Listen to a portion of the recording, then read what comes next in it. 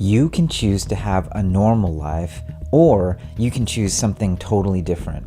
I'm here to say that if you're watching this, you might be able to choose to put a dent in the universe. And Steve Jobs pointed the way back in 1994.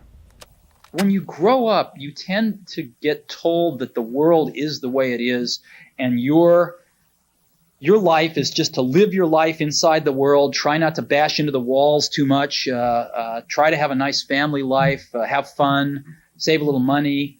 But life, that's a very limited life. Life can be much broader once you discover one simple fact, and that is everything around you that you call life was made up by people that were no smarter than you. The minute that you understand that you can poke life and actually something will, if you push in, something will pop out the other side, that you can change it, you can mold it, that's maybe the most important thing. As Steve said, the moment you realize the world can be influenced by your actions, everything changes. But how does that change get transferred from you to others? Usually the best ideas start as little known ones until a group of really passionate, hardworking believers turn them into a movement, a social movement, and then one day, seemingly overnight, it's everywhere. How does it become that way? I've really been lucky to see it firsthand. I've funded hundreds of companies right when they were just a few people starting out. Now more than a dozen of them are worth more than $1 billion, and every single one of them started as a movement. It's a team and a direction and a thing that helps millions and possibly billions of people. Today, we're going to talk about how a movement is born and what you can do to build that movement. Let's get into it.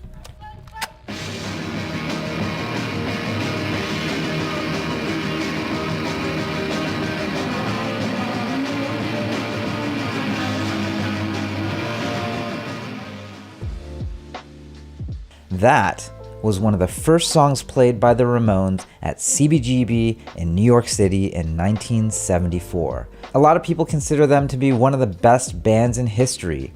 This was a historic moment for punk rock, and the music played in this one music hall in New York City is now a part of our Western collective consciousness. You might not have ever heard that song, but you've heard the echoes of it in rock songs for decades now. So a musician might create a new sound that becomes an international phenomenon, and just like that, startup founders might create a new product that creates new experiences that touch 1 billion people. It turns out punk rock has a lot more to share with startups than you might think, but we'll get back to that at the end. So you want to start a movement? Whether it's music or startups or social change or any creative endeavor, it's the same. Researcher Jonathan Christensen said, social movements can be thought of as organized yet informal social entities that are engaged in extra-institutional conflict that is oriented towards a goal. What is extra-institutional conflict? Conflict is actually fundamentally born of a particular problem, and the goal is to solve that problem. Do you ever wonder why we call computers personal computers? Well, at that time in the 1970s, personal computers were a crazy idea. At the time, only large businesses and universities and governments had access to them, and this was the conflict. The powers that be didn't even think normal people would ever want it. This is what the dawn of the personal computer revolution looked like. Clubs of enthusiasts grew up all over America, like the Homebrew Computer Club in San Francisco, where members showed off what their homebrewed computers could do.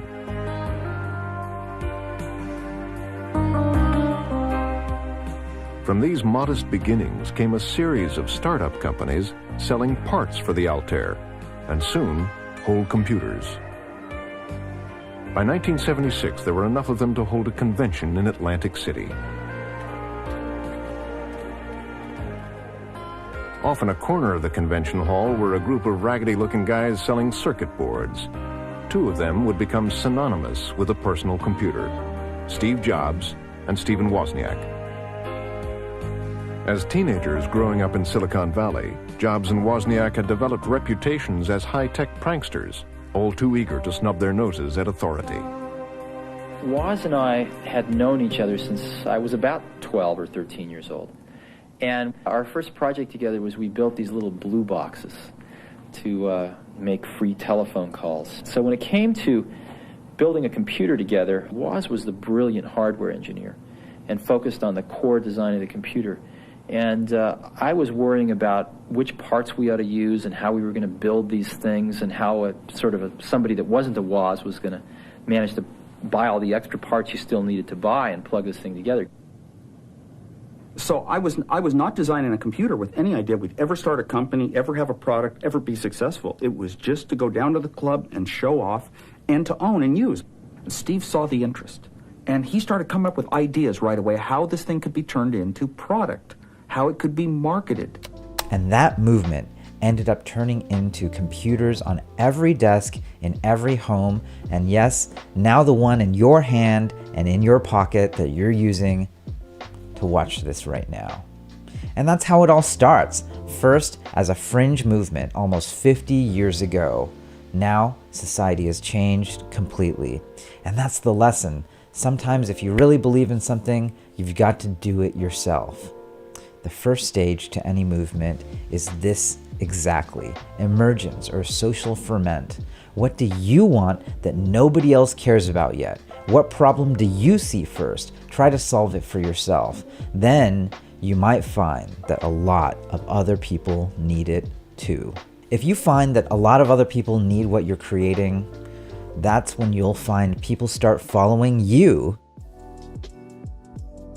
One of my favorite authors, Derek Sivers, actually talks exactly about this in his TED Talk. That is what it takes to create a movement from scratch. Leadership isn't enough. It's about the followers too. First, of course, you know, a leader needs the guts to stand out and be ridiculed. But what he's doing is so easy to follow. So here's his first follower with a crucial role. He's going to show everyone else how to follow. Now notice that the leader embraces him as an equal. So now it's not about the leader anymore, it's about them, plural. Now there he is calling to his friends. Now if you notice that the first follower is actually an underestimated form of leadership in itself. It takes guts to stand out like that. The first follower is what transforms a lone nut into a leader.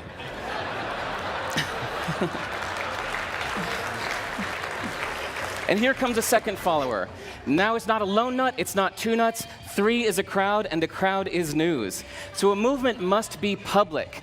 It's important to show not just the leader, but the followers, because you find that new followers emulate the followers, not the leader. Now here come 2 more people, and immediately after, 3 more people. Now we've got momentum. This is the tipping point. Now we've got a movement. So, notice that as more people join in, it's less risky. So those that were sitting on the fence before now have no reason not to. You could be the first leader or the first follower, but either way, you've got to have intrinsic motivation, really wanting it from the bottom of your heart, not because someone else told you to. You're going to need to be able to champion your idea or your company, not someone else. If Steve Jobs looked to Hewlett-Packard for a playbook, he never would have started Apple. If Brian Armstrong looked to big finance for approval, he never would have started Coinbase. If the Velvet Underground just copied whatever was mainstream at the time, the rock and roll greats like the Ramones and Nirvana would never have emerged. To be first, you have to really want it. You can't ask for permission. And this is where we've got to return to punk rock. We've got to talk about DIY, do it yourself. It's a way of doing things that doesn't require any permission from anyone else. Some people who don't like punk like to say, it sucks, it's too simple. But to me, the detractors miss the point. This is real, this is authentic, and most importantly, it's unapologetic. It's not trying to be something other than what it already is. And to truly embody DIY, you don't wait for someone to give you something. You don't wait for someone to teach you how to play. You don't wait for a record deal. Nobody has to come and bless you with anything. You just pick up a guitar and you do it. You pick up a keyboard and you start writing code. And nothing against Led Zeppelin. I have all those records. But there's nothing on the record that makes me really connect with anyone in the band because they live on another planet. you're never going to connect with Robert Plant. You're never going to walk into the venue and walk up and, hey, excuse me, Bob. But at a punk rock show, you could watch the band load in, say, you need some help? And all of a sudden you're a Bad Brains roadie. This could happen to me. The realness about that is really what makes it connect. And when you're early and alone, that's more important than anything else. If you watched my interview with Coinbase founder Brian Armstrong, that's exactly what he did when he was building the first versions of that website. He begged, borrowed, and stole the skills necessary to get a website up. He didn't look for a designer. He used the free open source Twitter Bootstrap library, and it worked great. You don't need the absolute best things. You don't have to wait for perfect conditions. Here's Kurt Cobain of Nirvana talking about exactly this kind of DIY, bottom-up pragmatism and why it's actually the best. We appreciate all different kinds of music, as long as it's good. Doesn't matter if it's on a major label, doesn't matter if it's a tape that someone made on their home boombox or a recorder like this, doesn't matter. It doesn't even matter even if someone hasn't even recorded something to even have it distributed to anyone. If it's good, it's good. We just like it. So, you know, we usually just play really cheap equipment, and a lot of times before a show we're scrambling for guitar parts and gluing things together just to have a guitar for that night. And we'd be just as happy playing in a basement. You know, sometimes that's the most appreciative time we have with music, is just being together because we're good friends and we play music. You don't need perfect stuff. You just need to do it, and do it with whatever you have. Even if you're piecing together whatever guitar parts or whatever open source, whatever you've got. Many of Nirvana's songs only had 3 chords, but they became one of the most influential musical groups in history. Later, they did end up getting all that money, all the distribution, but when they started, it was just the purity of the music that got them there. You've got everything you need right now. I can't tell you how often it is that people waiting for perfect conditions is what actually prevents them from starting in the first place. If you are stuck there, you'll never get started. You don't need permission. Do it yourself. If you remember only one thing from this whole video, it's this: do it yourself. Humans have a visceral reaction to experiencing authenticity, even at the cost of perfection. Everyone is so focused on being perfect these days. And to that, I say, fuck perfection. Do it yourself, and if you do it that way, you might be able to create a movement that touches 1 billion people. That's maybe the most important thing, is to shake off this erroneous notion that life is there and you're just going to live in it, versus embrace it, change it, improve it, make your mark upon it. Once you learn that, you'll never be the same again. So that's it for this week. I really wanted to take a moment to think about what it would take for you to make a real dent in the universe. And that's what I think you need.